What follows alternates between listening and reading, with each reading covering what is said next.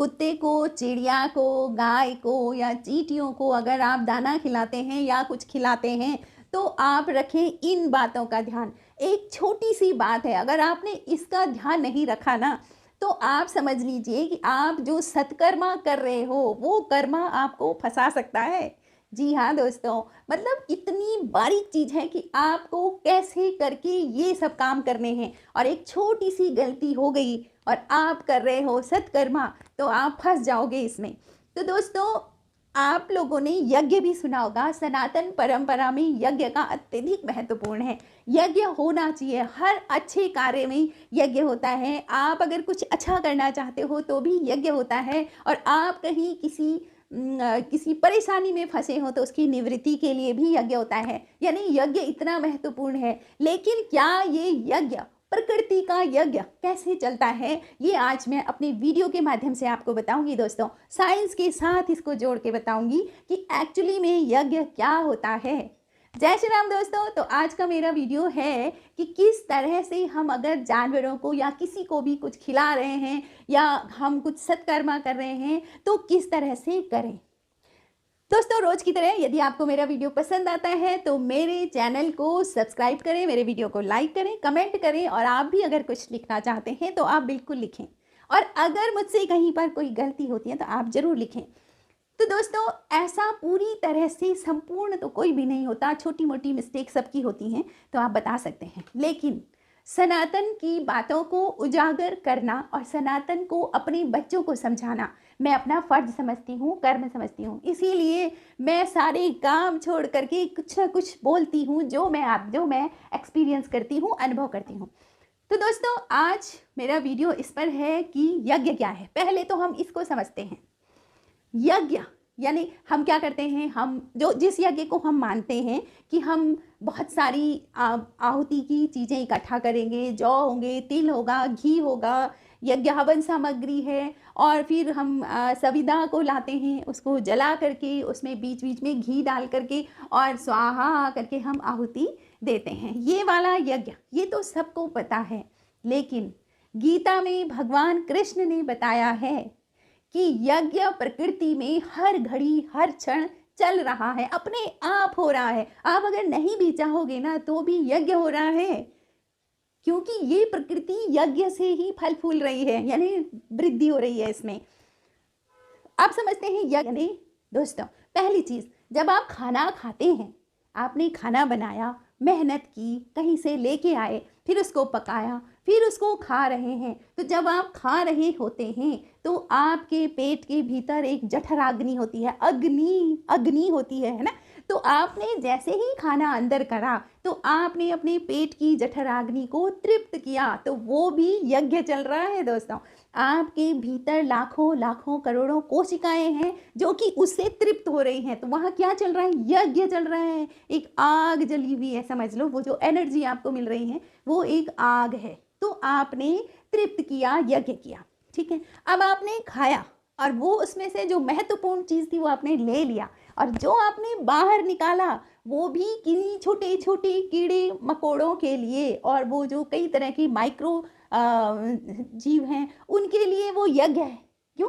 वो उसको खा करके अपनी जठराग्नि को तृप्त करते हैं।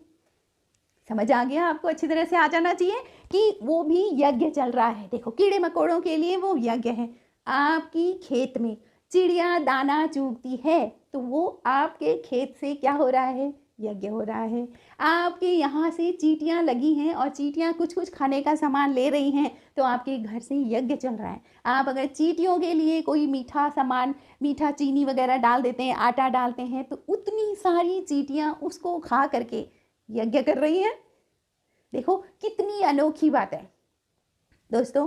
पहले क्या होता था, मतलब ये कुछ दौर ऐसा चला है जो यज्ञ का दौर चल रहा है इस समय, लोग सब मान रहे हैं कि हाँ ऐसा होना चाहिए। बीच में क्या हुआ था कि थोड़ा सा सेकुलरिज्म वाला दौर चल पड़ा था और सबसे ज़्यादा क्वेश्चन लगते थे हम पर, इतना घी तो खा लो जितना तुम वहाँ जला रहे हो, है ना। ये भी बोला जाता था कि क्या है, खा के अपने शरीर पे लगेगा, वहाँ क्यों जला रहे हो। तो आप समझ लो कि जब आप जलाते हैं तो आप वायु को पुष्ट करते हो। आपको हवा शुद्ध चाहिए और आपने यज्ञ नहीं करना है तो कैसे मिलेगा।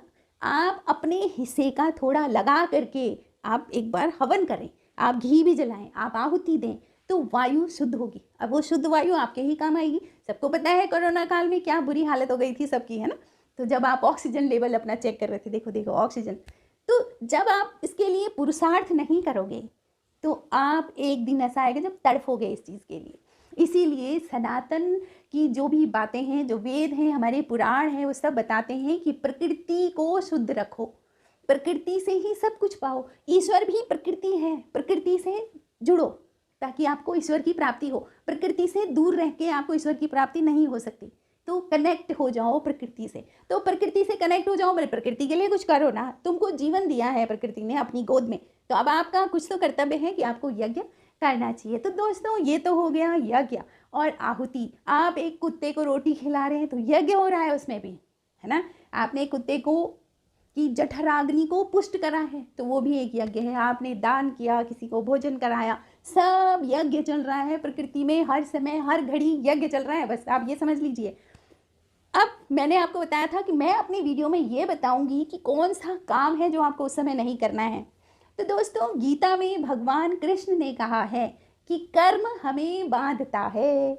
आपने सत्कर्म किया और दिमाग से सोच रहे हो कि इस कर्म का मुझे कुछ अच्छा फल मिलेगा, अच्छा परिणाम मिलेगा, तो आपको परिणाम के लिए या तो अभी आपको परिणाम मिल जाएगा या फिर बचा खुचा जो भी परिणाम होगा उसके लिए आपको दोबारा जन्म लेना पड़ेगा, क्योंकि कर्म आदमी को बांधता है। तो उसमें एक चीज़ गीता में बोली गई है कि आप कुत्ते को रोटी खिलाओ बट उसकी फल की इच्छा बिल्कुल मत करो, निस्वार्थ कर्म करो। आपको उसे कुछ चाहिए नहीं, हाथ जोड़ दो, मुझे नहीं चाहिए, बट हाँ मेरे से ये हो रहा है, भगवान ने मुझे दिया है इसलिए।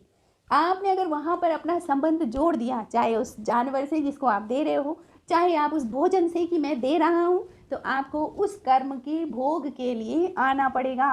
बहुत ही बारीक और बहुत गहरी चीज़ है दोस्तों कि कर्मा करो लेकिन कर्म के साथ संबंध मत रखो। तब जा कर के भगवान कहते हैं कि मेरी प्राप्ति हो सकती है, यानी कि तुझे मुक्ति मिलेगी। लेकिन अगर आपने सोचा कि मैं कर्म कर रहा हूँ और मैं भगवान मेरे से पूजा वूजा तो ज़्यादा होती नहीं है, बस मैं तो कहाँ, मेरे से बहुत लोगों ने बोला है कि हम तो बस अपना काम अच्छे से कर लेते हैं और हम पूजा वूजा का तो हमें कोई टाइम नहीं लगता, बस हम काम। मैंने उनसे यही कहा कि आप काम कर रहे हो बहुत अच्छी बात है, आप अपने पति के लिए खाना बना रहे हो, अपने बच्चों के लिए खाना बना रहे हो, अपने घर का झाड़ू पोछा कर रहे हो, लेकिन क्या निस्वार्थ कर रहे हो? आपको स्वार्थ है, आपको अपने बच्चे से भी कुछ चीज़ अपेक्षाएं हैं, आपको अपने पति से दुनिया भर की अपेक्षाएं हैं, स्वार्थ में आप ये सब काम कर रहे हो। तो जहाँ पर स्वार्थ कर्म है, आप कर्म योग नहीं है, स्वार्थ कर्म योग नहीं है। हाँ ध्यान रखो, अगर आप खाना बना रहे हो तो निस्वार्थ।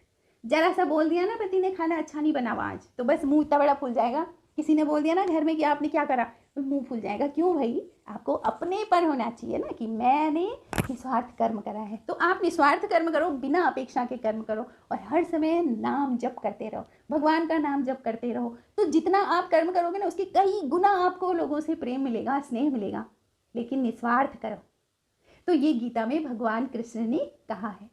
तो दोस्तों आगे से मतलब आप थोड़ा मेरी इस बात का ध्यान रखना आप कि आप अगर कुछ सत्कर्मा करते हो तो उस कर्म के परिणाम के बारे में मत सोचो, निस्वार्थ कर्म करो, सत्कर्मा करो, तब आप इस बंधन से मुक्त हो सकते हैं। क्योंकि हमारी आखिरी यात्रा तो हमारी मुक्ति की है। कौन होगा ऐसे जो इस मृत्यु लोक में दोबारा आना चाहेगा? हर कोई चाहता है कि हम इस संसार, इस दुख वाले लोक से हम जाएं। तो दोस्तों आपको वीडियो कैसे लगा? आप प्लीज़ कमेंट करें, लाइक करें और सब्सक्राइब करें, और सबसे पहली बात आप वीडियो ज़रूर देखें। Thank you for watching.